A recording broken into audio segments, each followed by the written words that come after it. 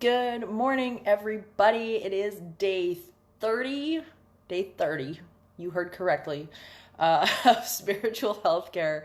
Good morning to everyone. I hope you guys had a good evening last night, and I hope that a lot of you were able to tune into the season premiere of Paranormal 911 on Travel Channel in America last night. I know for Canada it's all old hat and whatnot, but it seemed to be a success anyway. I've been hearing good things from the South down in the States there about the show. It was seemed to be a hit, which was great.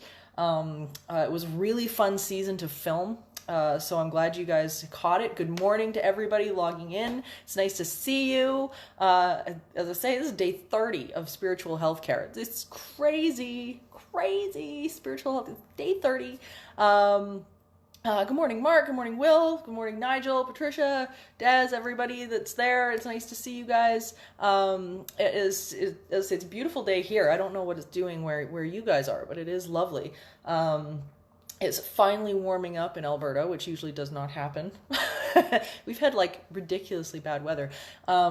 Today, I'm looking forward to delving into kids and paranormal phenomenon. I want to talk a little bit about that and talk about a very famous movie, which was Poltergeist, which of course came out quite a while ago now, directed by Tobe Hooper. And we're going to chat about that and the kids and their relationship to the paranormal, because it's pretty cool. Good morning, Dan. Good morning, as I say, to everybody logging in. It's nice to see you guys. As I hope you guys had an awesome evening yesterday. I keep getting tweets and messages about Paranormal 911 last night from all you lovely Americans, and that's been so neat to see, because we had such a blast filming this season. There was so many interesting cases, and all sorts of different takes on what things are and the phenomenon, whatever. And Richard and we flew out at the same time to Toronto to film and whatnot, and we ended up both him, myself, and a mutual friend of ours ended up at the Keg Mansion, which is a huge. It was the governor's mansion originally in Ontario, in Toronto, and it's haunted. But they turned this mansion into into the Keg restaurant, which is all steak and stuff like that, steakhouse. And it was a really neat evening. And the owner of or the manager, I guess, he brought us all these like letters and things like that of people writing down their accounts as to things that had happened at the Keg Mansion. It was a really interesting evening. So yeah, it was really good. So filming this season was pretty fascinating. Lots of stuff that went on, and as interesting cases. Good morning, Shadow. Good morning, guys. It's so good to see everybody. As I say, I'm excited to delve into this today, because I want to chat about kids and the paranormal and how that all interlaces, because as researchers, kids have always been a large part and portion of things like ESP abilities, psychic abilities, not near-death experiences necessarily, but past life regressions and stuff like that, past life stuff. So it's really cool to be able to sort of dissect this. Now, I know a lot of you guys probably have had experiences when you were kids too. Good morning, Arnold. Good morning, Burton. Nice to see you guys. I know for myself, my experiences started when I was a kid as well. I was about 8 or 9 years old, and I had a crazy experience in a sort of like a duplex that we were living in at the time. And I came down the stairs and saw this kind of opaque form that moved out from our kitchen and came around and basically rushed me. Like it was crazy. As I was very old at the time, I thought somebody had broken into the house. It was nuts. But it turned out, when everybody went to check, that there was just nobody there. But the whole that whole place had just some crazy phenomenon going on. You'd see apparitions on the stairs, and stuff would move on its own. We had things just randomly kind of go missing and show up different places. It was really wild. Like it was a neat house, and it was the first thing that I ever experienced as a kid. So I think a lot of us have. I think a lot of us have had experiences when we were little. That's oftentimes what gets us interested, right, in this stuff. I'm sure you guys as well. Hi Lou, hi Serena, nice to see you guys. Glad you guys are here and logging in. This is great. It's always nice to see everybody every morning. It's just so cool. For those of you guys who are new, just to let you guys know, if you want to go back on either this spiritual healthcare class or past ones, anything like that, they are on youtube.com/entityseeker as well as entityseeker.ca. So if you're looking for the past ones or you want to rewatch this one, they're all there. So I'm always letting people know about that because some people ask. So, but I wanted to talk about kids and the paranormal today because it's a topic that comes up so frequently. So many people have stories, and there's so many movies that are done about this subject, right? Like, we look at The Conjuring, we look at Poltergeist, all sorts of different films that have come out over the years that have made it something that's really notable. And the Poltergeist movie was so interesting because they really did a lot of homework in terms of what type of phenomenon was out there, what was there to study. And it was interesting to me that they chose the concept of what they call video ITC. Good morning, Ken. Nice to see you this morning. So video ITC is really intriguing concept because it's the idea of using television, different frequencies and video frequencies to tune in to basically like other frequencies we would not normally have access to. And some people report when they're filming this stuff, they get images and faces of dead loved ones and all sorts of different things. So the movie Poltergeist, for those of you guys who have not seen it, I will quickly do a run through about it. Because I was surprised. So when I was at the Vancouver Expo in February, I was very surprised at how many people had not seen Poltergeist and The Exorcist. A lot of people had not seen them. So Poltergeist was interesting because it was about a young family who moved into this new subdivision, and unbeknownst to them, that area had really birthed this kind of negative entity that was kind of hanging around the property due to an incident with the landowners who had claimed that they had moved a cemetery, and they didn't. They basically left all the bodies and faked it, and they moved all the headstones, and it basically birthed kind of this negative entity. And so the little girl in the story, their youngest daughter, they had 3 kids, and their youngest daughter basically ends up communicating back and forth using video ITC with this entity. And of course, most people remember the famous scene with, the little girl with the long blonde hair, and she turns to her mom after looking in the television and says, "They're here." So it was a really, really great movie, but she ends up basically being pulled into this other realm, she changes frequencies herself and kind of disappears. And they're able to communicate back and forth with her through video ITC and understand what's going on as they're dealing with this crazy malevolent entity that's in the house. So it's a really interesting movie. And it talks a lot about the idea that some kids just seem to be really, really plugged into this stuff. So this phenomenon is something that we see with kids very, very often.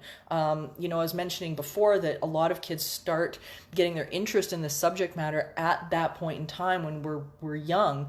And what's been really interesting is that the brain waves of kids are so much different than a lot of adults, and are comparative to different states of mind and different brain waves that people oftentimes will relate and associate to psi and paranormal phenomena. And one of the most significant things, specifically I think with kids, is that kids have always been taught, or aren't taught, at least at the very, very beginning, that this stuff isn't real. It's not until later that, we start to fill our heads with this idea that, this is all fake, this is all pretend stuff, it doesn't happen. Kids aren't born with that bias, right? So when they end up coming into this physical experience, they're so tuned in to all of these different things that they want. They're tuned into, perceiving almost like magic, right? Like they believe that really anything can happen. So it's a really neat state of being, to exist in, to like walk through the world, just knowing that, magic can kind of happen. And I think when we start to get older and we start to get bombarded with this idea that, maybe this stuff isn't real, oh, this is just all, crazy, hokey stuff, we start to shut down and ignore some of those early signs. So the downside to dealing with kids in this phenomenon, which we see very often, is, kids that are, in traumatic situations or have experienced some sort of, negativity going on within their experience, and they end up dealing with an entity that is mimicking a friend or another child. Oftentimes we see that they start mirroring another child. In the movie Poltergeist, we see this really we see this throughout the film, where the little girl in the movie is basically saying, this is my buddy. This is my buddy. And, of course, the entity is filling her head with all sorts of different things and is very much, acting as if, it's like a human predator, right? It's acting as though, it's isolating her, it's luring her away from her family, telling her family, or telling her that her family's going to be really angry with her, you better not go home because, so it's feeding her with all of this types of information.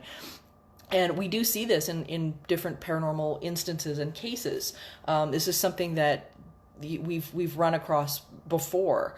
And what's interesting about these types of scenarios, one case of mine that comes to mind that I remember dealing with quite well. It wasn't that long ago. It was about about 5-6 years ago now. And it was a young little girl her parents were going through a divorce. And her dad was kind of emotionally checked out. He was single dad now, but he was dealing with his own stuff, right? Like he had his own stuff going on, and he was emotionally bankrupt basically. And she was a very odd little kid because she was very removed, very just isolated, unto herself, just in general anyway. And it wasn't long before she started saying that there was Grandma Ghost. So Grandma Ghost was calling her and talking to her. And Grandma Ghost quickly turned into saying that it was going to kill the family. It had all of these just negative messages that it was giving to this little girl, and she didn't know what to do, but she was told, you don't talk to daddy, this kind of thing. And it was pretty crazy. But what was interesting was that when I talked to the father, because he was the one that ended up getting a hold of me, one of the main pieces of advice that I always give people with this type of paranormal phenomenon is the fact that they really need to partner with their kids. There's a connection there that's missing. And here's the thing, is that when you're dealing with kids that are either missing something, they're missing some sort of connection, usually with parents or something like that. What I've found is that oftentimes that missing connection, something is going to fill that. Something is going to fill that gap. And paranormal phenomena is really intriguing because oftentimes when we get into different entities and spirits and things like that, they really do tend to fill a gap somewhere. And when we get into something like a kid that's in a situation like this, that you can end up running into trouble with these sort of negative entities coming in and filling in that space in a really not so good way. Just in the same way that you would get, a kid who was kind of feeling maybe disconnected from a father or something like that, or a family connecting in with a gang or something like that, right? Like they're going to find that connection somewhere, and you want it to be you. You want that connection to be you, because you can't control these other factors that are coming in. So, you have to be able to at least say, when they're faced up against a situation like that, they have to be able to know, wait a minute, like, that parent has my back. I know this isn't right, because this is not what I'm getting from my parents. This is not the love and the affection or the standard for which I hold myself. And at that point, they can turn around and say, you know what, this isn't right. Something's really off. But when we get paranormal phenomenon with kids, usually, or negative paranormal phenomenon with kids, usually that seems to be a consistent pattern. Now, the great thing is actually, which I love, is that kids are also so connected to the positive stuff. They tend to deal with things like the loss of a grandparent or the loss of, somebody close to them much better than adults do. Kids really get tuned into who that person is in non-physical faster than adults ever do. Adults are telling themselves all sorts of stories, and we've all done it. Where, we're missing, of course, the physical form of that person, but adults tend to, in my experience, get stuck on that a lot easier than a kid will get stuck on that. Where kids immediately, or very close to immediately, tend to connect right away with the idea that, that person is still visiting, or that person is accessible to them in some way, whether it be, through dreams, through, different types of meditation. And kids often report visitation from the loved ones that have passed, usually before the parent will experience something and report back. So this is something that's really cool, because when we start to realize that there is so much that we can learn just from kids' ability to tune into this stuff. Researcher Ian Stevenson, and we've talked about him in classes before, has done so much work in the study of reincarnation experiences with little kids, with young kids, ages around 2 to 5 years old, who are reporting back these incredible memories that have proven extremely accurate. It's really, really phenomenal. There's another lady by the name of Diane Powell, who has done extensive work with children, psi abilities, and autism. So a whole nother realm, right? And her experiences has been absolutely fascinating. She's part of the Harvard Faculty of Medicine. She is trained in neuroscience at the Ohio State University. So this is part of the Harvard programming now, and looking at these psi experiences with these autistic kids, them repeating things back that just literally should not have the knowledge, like savant skills and things like that. There was one little girl by the name of Haley, and what they did with her caseworker is that they made the caseworker essentially look at a number of pictures, have these pictures in her mind, not show Haley at all any of this stuff, whether it be randomized numbers, sentences, fake words, images, all this kind of thing. And then what they would do is they would have Haley go along and basically try to read the therapist's mind, and the therapist would be in the other room basically describing the picture. She'd be writing these things down, writing these verbal descriptions. And what was so interesting was that when Haley was asked about these pictures, she had 100% accuracy. She nailed it every single time. And it was mind-blowing. The research was incredible. So we've got this great situation, right, where we've got the ability to be that influence with these kids as to what end of that spectrum that they're receiving on. So a question that I get very frequently is, what do I do? What do I do? My kid is experiencing this crazy phenomena. They're frightened. They don't know how to manage it. What do I do about this? And it really comes down to two things. So the first thing is how our kids are going into the world and viewing not only the world, but this phenomenon is really key. How we're presenting it to them is really, really key. Are we presenting it from the state of, this is terrifying and scary, or I don't believe you? Or are we allowing that embracing of this amazing connection to who we are? Are we embracing this as part of something that they are not only connected with, but could enhance where they are, and approaching it with curiosity? So there's a big difference. Are we approaching this with fear with them? Are we approaching it with curiosity? And make no mistake, they will mirror the energy that you're giving it. So if you've got a kid that is really, really terrified of this stuff, you've got to take a hard look at how you're representing this to those children, because they're going to mirror exactly what you've got going on. So the second part of it that I always let people know is that, of course, as we know with any hauntings or anything like that, going in and understanding our own emotional state, that our own emotional state will drive so much of the phenomenon around us, really is a centerpiece for control on so many levels. When we understand that the emotional frequency that we are sitting on, whether it be, upset or fear or depression or joy or passion or excitement or love, whatever those frequencies, wherever you're sitting, is really going to dictate that phenomenon back. So when we deal with kids, when we talk to parents that are experiencing a lot of this stuff, we have to be able to remind them, wait a minute, your kid's got that control too. They really do. And oftentimes they've got better control of that than the adults do. It's usually the adults that are losing it, and they're the ones freaking out. They're the ones that are always terrified of everything. So, we have to remember, and we have to be able, I think, to teach our kids that they have control over their emotional state, and get them to prep and prime situations before they go into it. And that can be one of the greatest things to teach them. And this applies to not only just hauntings, but this applies to anything, right? Like if they're going into, say, a school presentation or something like that, we want them to be able to prime their emotional state before they walk in and present, a book report or present anything. Or bring their energy to a party, or, to a situation where a friend needs them.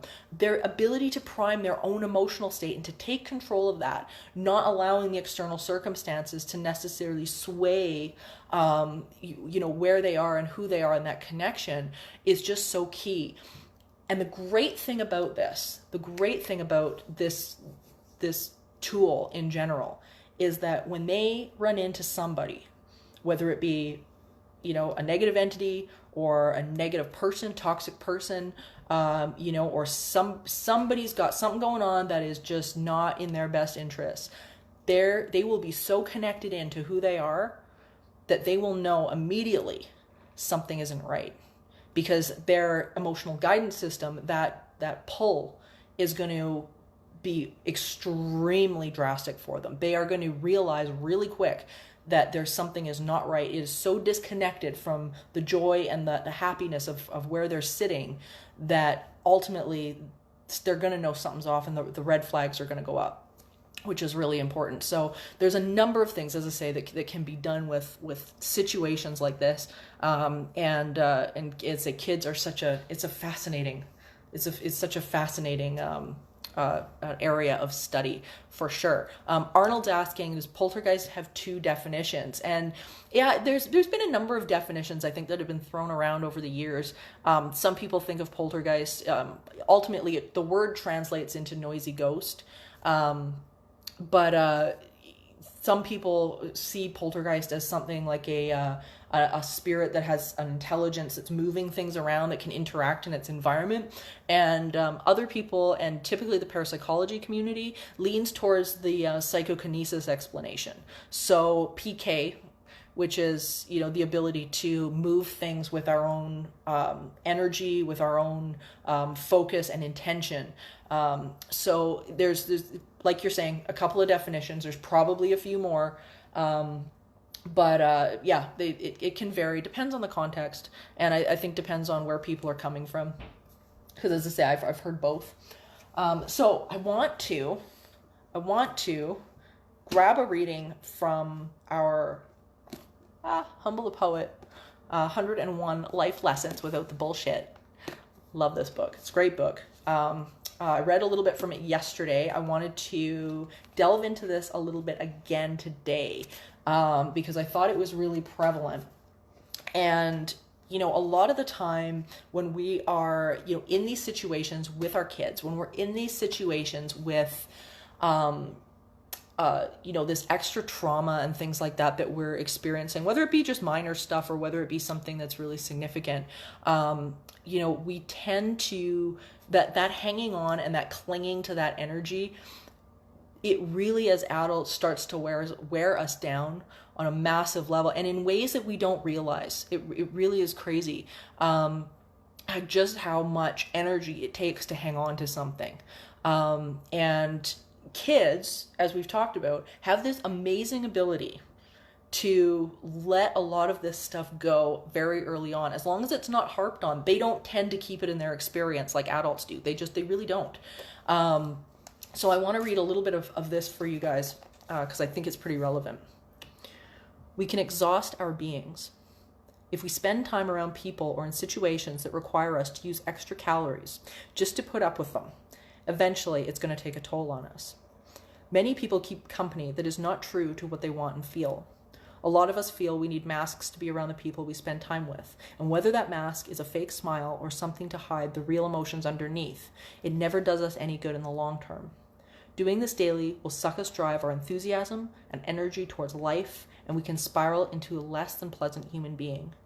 We have to be mindful of the environments we put ourselves in. Are they providing us with energy or simply causing our vitality to deplete at a rate that is hard to replenish?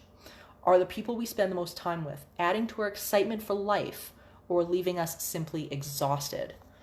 And I think this is so relevant. It's so relevant. And as I say, kids have the great ability to be super honest. Like really honest. Like if they don't like somebody, they will tell them. They're like, I don't like you. I'm out of here. Animals are the same way, right? Like they just have this ability to if they don't like you, they'll just tune you out. And I think oftentimes as adults, we're so afraid to do that.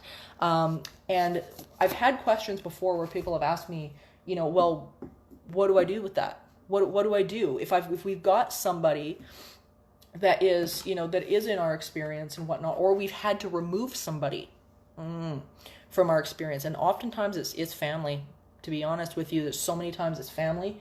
And, when we're dealing with hauntings, oftentimes we'll see people be really clinging into toxic situations with toxic people. And often it's basically because they're afraid either to upset them, they're afraid to be alone without these people around them, or they getting out of that comfortable rut of and stepping into something that might be unknown, even though it might be better, is too much for a lot of people. And one of the key starting points for dealing with a situation like this, honestly, is start with forgiveness. Start with forgiveness. And for people screw up the meaning of the word forgiveness. They really do. People turn around and think that forgiveness is about the other person. They think if I turn around and I forgive somebody, then that's making what they did okay. And it's just not true. It's really not true. Forgiveness is about letting them go. And Oprah, I think, had the best definition of forgiveness that I've ever heard, which is letting go of the hope that the past could be any different. And I thought that was brilliant. And it really is. It's just, it's allowing them to move on into their own space, whatever they're doing. Because sometimes, I'm telling you, people are so bloody toxic. You can meet them where you are and then you got to leave them there. So this is one of those things where we have to start being able to say, you know what? My hands are clean of this. My hands are clean of this, and I forgive you. I forgive love. I forgive love to you so that I can be at peace. Because it really isn't about them. It really isn't. And the damn thing is, so, let me tell you, so many of these toxic people, I'll tell you from experience, are really, really happy that you're hanging on to anger and frustration and hurt and all of these things. If that was their intention to begin with, They are quite happy that you're still hanging on to it and miserable. So that was, for me, that was years ago, that was a massive motivation for me to to start forgiving, because I realized, I was like, no, I'm literally giving these people what they want if I don't let that go. So they want the attention and the rental space in your head, and if don't let them do that. But so the process that I wanted to give you guys today is, based on that concept and definition, is to start looking around at your life experience right now, or maybe it could be past people. They could be long gone. Sometimes the worst is when they're already dead, and there's no, you can't have a confrontation with them anymore. You can't say what you want to say. But start looking at where that forgiveness and that letting go needs to happen in order for you to be at peace, right? In order for you to be that, because that's what this is about. And it is so true. And Serena's saying, don't have expectations so that you won't be let down, but not so negatively. I would say just change your state of expectation to something positive. And if it's something that, isn't leading you to that joy, then that's not working. There's something flawed within that. And Arnold's saying trauma can lead to a new or increase in haunting activity. A negative haunting activity for sure. Here we always have that reflection that's coming back at us with hauntings, where the phenomenon that we're experiencing is a reflection of something going on with us. So it's really, really interesting, and making that decision to let that toxic energy go. Let me tell you, the doors that will open because of it will blow your mind. They will blow your mind. The people that are struggling with hauntings in general with this idea, is the change in the phenomenon that happens once that energy is released from them. Let me tell you, it's drastic. So I want you guys to think about that. Just, grab your journals, whatever the process is for you, and start to work through that. Where do you need to start that forgiveness process in your experience? And I want to talk more about this tomorrow, as well. We're going to be going into a few things tomorrow, but and how this relates to all the paranormal, and how it relates to what we're all dealing with right now too, because there's a lot of really upset, angry, hurt people, all of that is it's just rampant right now. I know you guys probably see a lot of it online, and whatnot. So we'll chat more about this tomorrow. But I want to give you guys a to-do as well, so that you've got something fun to go look at once you're out of here. So we read today from a book by Humble the Poet. And Humble the Poet also has an incredible YouTube channel. And he has got some fantastic videos, life lessons. He's got tons of content. And I am going to put a link up to his YouTube channel so you guys can go and play around there, because it's so much fun. And he's just, he's a joy. So I think you guys will really enjoy that. His books are great. And I think you'll get a kick out of his YouTube channel as well. So, that being said, health affirmations, guys. We got to do our health affirmations. Got to go into the day with the right energy, and all of that healing and whatnot. So everybody take a breath.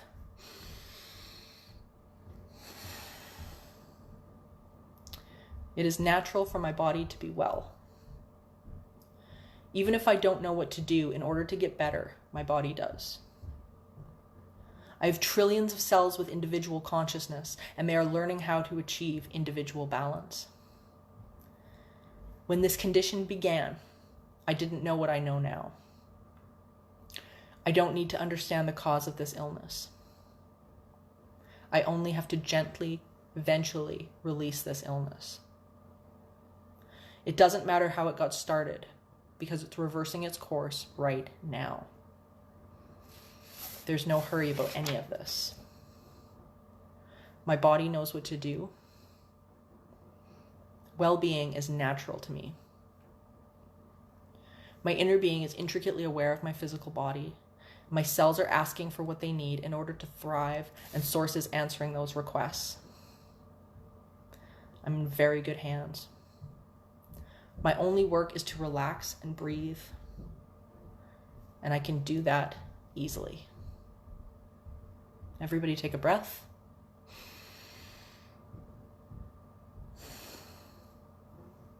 Thank you guys again for another amazing morning of spiritual healthcare. Thank you. And those who caught Paranormal 911 last night, I'm glad you guys enjoyed it.